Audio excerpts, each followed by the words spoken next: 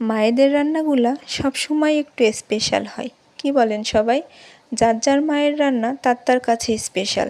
আসসালামু আলাইকুম, সবাই কেমন আছেন? আলহামদুলিল্লাহ আমি ভালো আছি।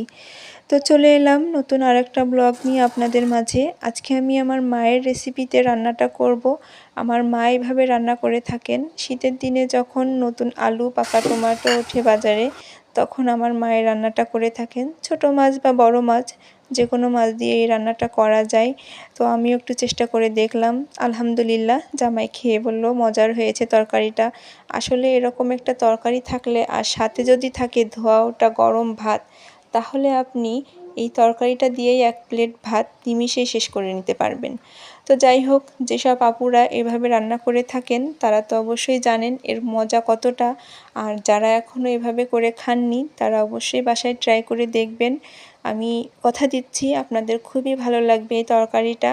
আর এই যে আপনাদের সাথে কথা বলতে বলতে কিন্তু আমার রান্নাটাও প্রায় শেষের দিকে। এই যে ধনেপাতা ছিটিয়ে দিলাম। এখন আমি গরম ভাতের সাথে এই তরকারিটা খাবো। খুবই মজার, খুবই সুস্বাদু হয়েছে। আপনারা অবশ্যই বাসায় এটা ট্রাই করবেন। আল্লাহ হাফেজ।